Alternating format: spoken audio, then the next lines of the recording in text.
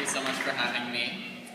I was honored and extremely excited when Mr. Smith called me a couple weeks ago and offered me the position to deliver this speech. I remember giving a speech at my own Oak Bluffs School graduation 4 years ago, like it was yesterday. I also remember giving a speech at my graduation from the Martha's Vineyard Regional High School, like it was yesterday, because it practically was. All of you graduates and I are moving through the 4-year stages of our academic careers in parallel, and I think that gives us a special connection.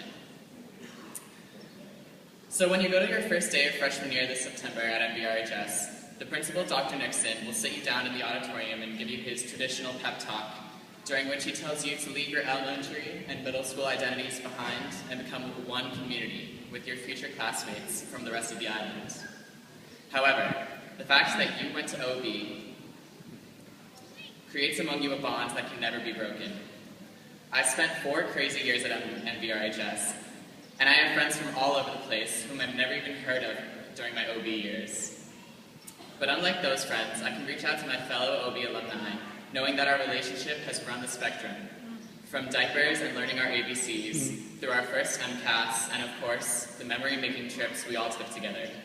For example, I'll never be able to forget the time that I spent $70 on Reese's peanut butter cups and Hershey Pie. Because when was I ever going to have another opportunity to buy that delicious chocolatey candy at such a fantastic wholesale price? No regrets. So knowing that you have each other as a safety net going to the high school, I have a few pieces of advice about high school. In fact, I have 4 pieces of advice, one for each of the years that you'll spend there. And here they are. Freshman year, do your best work. It's easy to get lazy after completing a 9-year journey. You might be feeling as if you just fell from the clouds right back to the bottom. You'll have all the time in the world to pick up the slack, right? Wrong. High school will fly by and it'll be over before you know it. But more importantly, your freshman year grades and behavior will follow you for the rest of your life. When you're applying to college and your GPA isn't quite where you want it, you'll realize that it was your freshman year grades that are holding you back. So just do the work.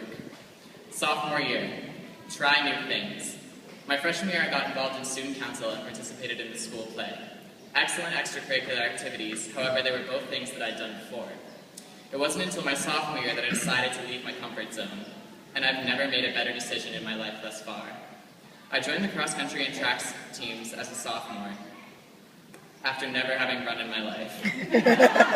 Now, some of the closest friends are the teammates I had, and I discovered a talent and love for running, of all things, which I'll cherish for the rest of my life. So junior year, have good relationships with your teachers. This is something you should be doing all the time, of course, but at the beginning of your junior year, you'll have a realization that everything you do matters. It just happens, and having good relationships with your teachers will help you enormously. I loved my teachers at the high school, and I loved my teachers at OB. You'll get out of your experience what you put into it.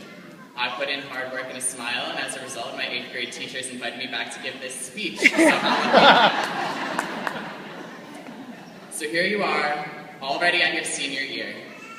While you're planning your life in the real world, be it in college, the armed forces, a gap year, or a full-time job, it can be easy to forget that you're still a kid, and you should enjoy it while it lasts.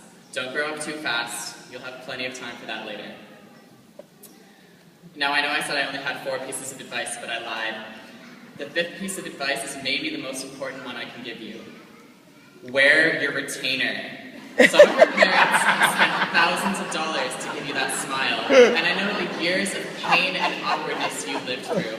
All you have to do is wear the darn piece of plastic at night while you sleep. You'll thank me later when your pearly whites are still in 2 neat rows and your buddy from US History 1 is having braces put on his teeth for the 2nd time because he didn't wear his retainer.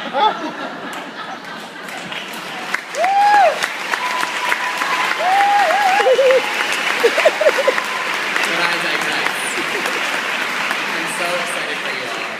I could not have loved my high school experience more, and your excellent teachers from the Oak Bluffs School have prepared you well, trust me.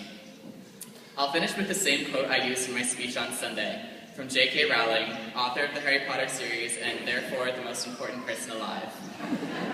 It is impossible to live without failing at something unless you live so cautiously that you might as well not have lived at all, in which case you have failed by default. So with these words, go forth and try everything. Work hard, have fun, enjoy your time at MVRHS, and cherish the memories you made at the Oak Bluffs School.